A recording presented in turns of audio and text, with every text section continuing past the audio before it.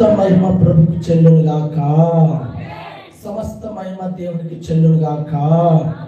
దేవుడే మన పక్షాన ఉండి కూడికకు కూడి వచ్చిన మీకు, అలాగే లైవ్ వీడియో చూస్తున్నటువంటి ప్రేక్షకులకును హృదయపూర్వకమైన వందనాలు తెలియపరుస్తున్నాను. అందరికీ ప్రభు సమాధానం ఇచ్చునుగాక, రక్షణ దయచేయునుగాక. చూడండి, ఒక వాక్య భాగాన్ని తీసుకుందాం. నిర్గమకాండము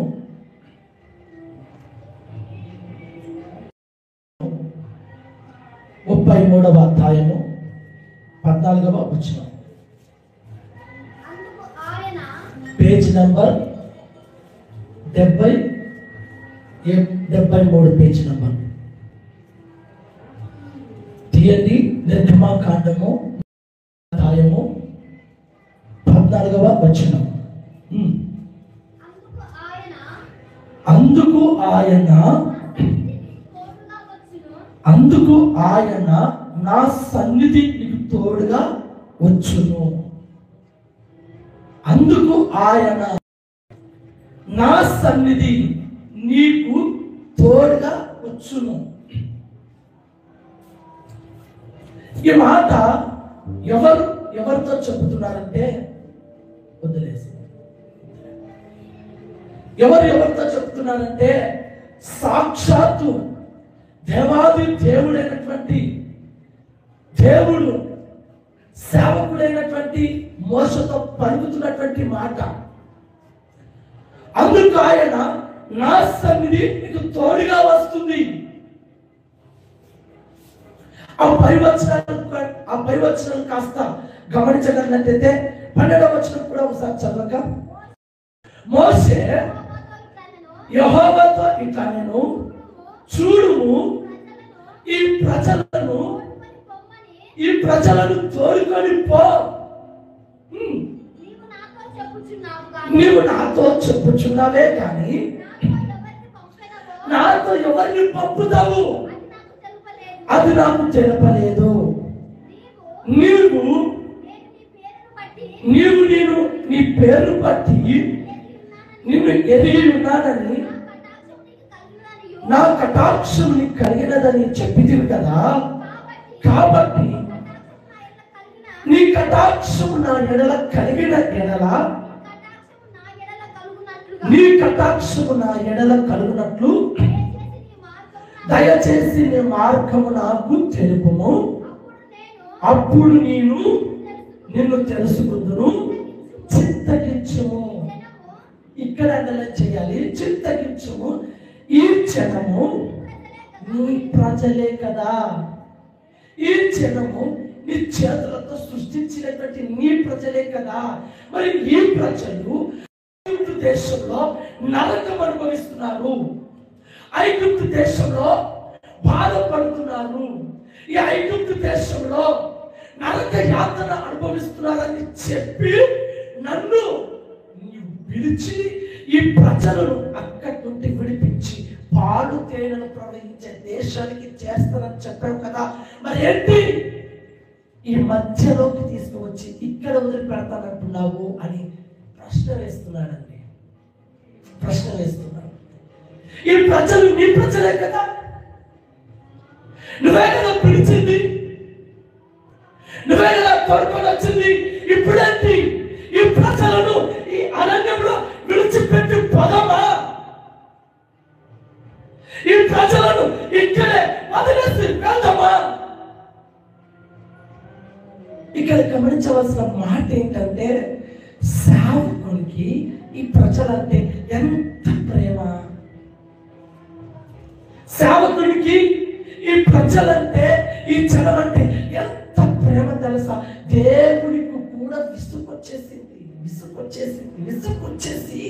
ఈ ప్రజలు ఇక్కడే వదిలేస్తాం, నువ్వు తొడుకొని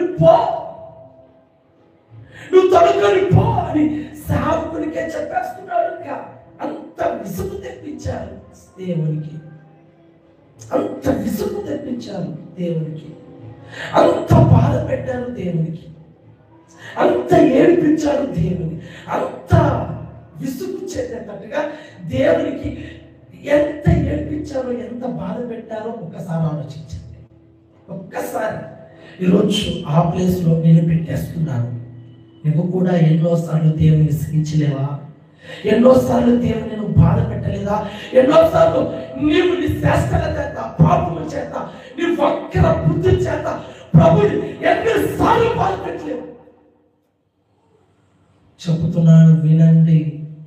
మీరు గనక పొర్రపాటును కనుక దేవుడు విసిగిస్తూనే, పొర్రపాటును కనుక దేవుడు బాధ పెడుతూనే, పొర్రపాటును కనుక నువ్వు అలాగే వెళ్తున్నట్లయితే నిన్ను దేవుడు అక్కడ విడిచిపెట్టి పోతాడు.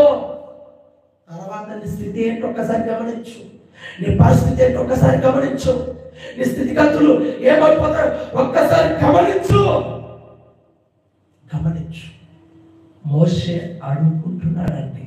ఆ రోజు అబ్రహాము నీతిమంతుడైనటువంటి లోతు విషయంలో ఎంత బతిమలాడుతున్నాడో, ఇక్కడ ఈ సేవకుడు కూడా తన ప్రజల కొరకు, ఆ జనము కొరకు ప్రభు పాదాలు పట్టుకొని బ్రతిమలాడుతున్నాడు. ప్రభువా, నీవే కదా ఈ ప్రజలను తీసుకొచ్చావు. ఈ ప్రజలు నా ప్రజలు కాదు, నీ ప్రజలే కదా. మరి ఇప్పుడు ఇక్కడ వదిలేసి నువ్వు తీసుకెళ్ళు అని అంటున్నావి. నేను ఎలా తీసుకెళ్ళాలి? ఏ వైపుకు నడిపించాలి? నా వైపు చూడండి.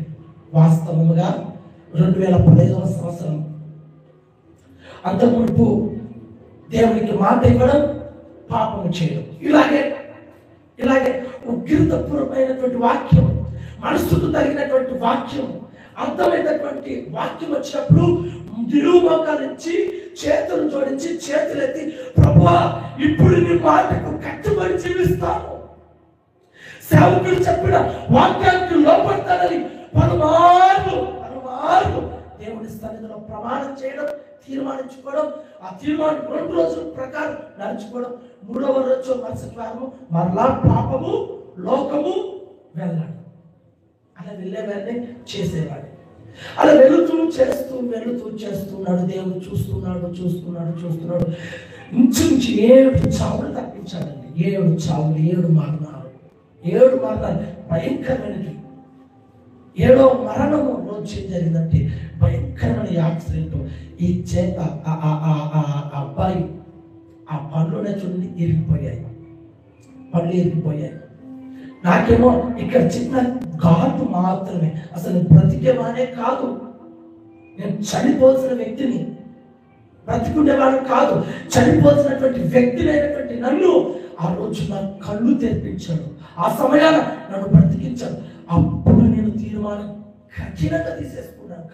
ప్రభువా, 7 చావులు నా ఎదురుగా వచ్చి పలకరించి మరణపు అంచుల వరకు పోయొచ్చా, అయినా నేను తెలుసుకోలేకపోయా. ఇది మాత్రం మరణపు అంచులు కాదు, నేను చచ్చిపోయాను. ఇంకా నీ కొరకు బ్రతుకుతాను. ఈ కేసు నా మీద పడనివ్వద్దు. ఈ పోలీస్ స్టేషన్ నేను మెట్లు కూడా ఎక్కకూడదు అని తీర్మానించుకున్నాను. మంచి, అక్కడి వరకు బాగుంది. తీర్మానం తీసుకున్నాను. ఆ కేసు, ఆ స్టేషన్ మెట్లు ఎక్కించలేడు దేవుడు.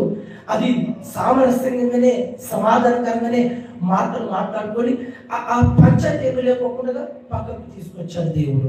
తీసుకొచ్చిన తర్వాత ఇప్పుడు అసలైన ఆట మొదలు పెట్టాలి. నేను ఇప్పుడు అర్థమవుతుందా? ఇప్పుడు మీరు కూర్చున్నారే, ఆ కూర్చొని వినడం వేరు, అక్కడ కూర్చొని వినడం వేరు, ఇక్కడ నిలుచుండి చెప్పేది వేరు. అక్కడ కూర్చొని విని వెళ్ళి మార్పులు వేయచ్చు. బాగా చెప్పాడని, బాగా చెప్పలేదని, నవ్వుపించాలని, ఏడిపించాలని ఎన్నో రకాలుగా మనిషి మార్పులు వేయచ్చాము. కానీ ఇక్కడ నిలిచి ఉండి చెప్పేది వేరు, నడిపించేది అంతకంటే ఇంకా వేరు. నేను ఎప్పుడు స్వార్థికులు మన తెలుస్తున్నప్పుడు వారితో ఒక హెచ్చరిక మాట ఇచ్చేవారు. ఏంటో తెలుసా? మాకంటే మీరు చాలా ఎందుకో తెలుసా? సందు వెళ్తారు, 2 మాటలు స్వార్థ ప్రకటిస్తారు. వారు తిట్టించుకుంటారు, కొడితే కొట్టించుకుంటారు. కానీ మేము అట్టలే, నిలబడాలి. ఏ గొర్రె ఎట్టపోతుందో, ఏ మనిషి ఎట్టపోతున్నాడో, వాళ్ళు ఏ కష్టాలలో పడుతున్నారో, ఎలాంటి నష్టాలలో పడుతున్నారో, ఎలాంటి ఇరుకులలో ఉన్నారో, పాపంలో పడారో వాళ్ళందరినీ సమకూర్చాలి. వారికి తగిన మాటలు మేము చెప్పాలి. ఇది ఎంతో విలువైనది, అంత కష్టతరమైనది. ఎందుకు ఈ మాటలు చెప్తున్నానంటే సేవకుడు పడుతున్న బాధ అర్థమవుతుందా? ఈ సేవకుడు కూడా చెప్పొచ్చు కదా, అవును కదా ప్రభువా, నేను ఎన్నోసార్లు చెప్పా, వీళ్ళకి ఎన్నోసార్లు చెప్పా, అయినా వినలేదు. నువ్వు మంచి పని చేస్తావు ప్రభా, ఇంకా పొదప్ప, నువ్వు నేను కలిసి పొదప్ప అని చెప్పేసి మోషే దేవుడు ఇద్దరు కలిసి వెళ్ళొచ్చు కదా, అట్లా ఇద్దరు కలిసి అలా చెప్పొచ్చు కదా, అలా మాటలు మాట్లాడుకోవచ్చు కదా. కానీ అలా చేయడం లేదండి. ఈ మోషే ఏం చేస్తాడో తెలుసా? ప్రభువా, ఈ ప్రజలు నీ ప్రజలే కదా, ఈ ప్రజలు నీ వాళ్ళే కదా. అదేవిధంగా సేవలు అడుగు పెట్టా, వాక్యం చెప్పడానికి రాదు నాకు 2015లో, వాక్యం చెప్పడానికి రాదు, ప్రార్థన చేయడానికి రాదు, ఎక్కడ ట్రైనింగ్ లేదు, ఎక్కడ ఏది లేదు, ఏ వాక్యం ఎట్లా చెప్పాలి, ఎట్లా నడిపించాలి, ఏది తెలియదు. ఏదో ఇద్దరు పిల్లలను, ముగ్గురు పిల్లలు అంటే పెట్టుకుంటున్నారు, పోతున్నాం, ప్రార్థన చేస్తున్నాం. వాక్యం చెప్పలేక రాక ఎంత ప్రయాసపడేవానో. కానీ రోజులు గడిచే కొద్దీ వాక్యం చెప్పేటట్టు చేశాడు బాగుంది. కానీ వాక్యం ఉంటున్నటువంటి మనలో ఎంతమంది తప్పిపోతున్నామో అంతమంది కొరకు రాత్రి బౌలు ప్రార్థనలు చేయాలి. నేనేమంటానంటే ఈ మోషే ప్రజల కొరకు ప్రయాసపడుతున్నాడు, ప్రజల కొరకు పశ్చాత్తాపడుతున్నాడు, ప్రజల కొరకు ప్రతిమలాడుతున్నాడు. ఆ ప్రతిమలాడే ప్రయాసకు దేవుడే కరిగిపోయాడండి. కరిగిపోయామంటున్నాడు తెలుసా? ఇప్పుడు 14 వచ్చిన చదవక, నా సన్నిధి నీకు తోడుగా వచ్చును. హల్లెలూయా, హల్లెలూయా. ఆ మాటలకు దేవుడు కరిగిపోయి, ఆ మాటలకు దేవుడు దిగివచ్చి మనసు మార్చుకొని మోషకు అంటున్న మాట ఏంటంటే, మోషే నిజమే, నువ్వు చెప్పినట్టు నేను వింటాను, ఇంకేమిందంట, నా సన్నిధి నీకు తోడుగా వచ్చునుగాక, తోడుగా వచ్చునుగాక. చెప్పండి గట్టిగా, హల్లెలూయా, హల్లెలూయా. మంచిదండి, మంచిది. దేవుని సన్నిధి తోడుగా రావడం మొదలుపెట్టింది. ప్రజెంట్ ఉన్నటువంటి మనతో కూడా దేవుని సన్నిధి తోడుగా రావాలి. మరి దేవుని సన్నిధి మనతో తోడుగా రావాలంటే ఏం చేయాలి? దేవుని సన్నిధి మన వెంట రావాలంటే మనం ఏం చేయాలి?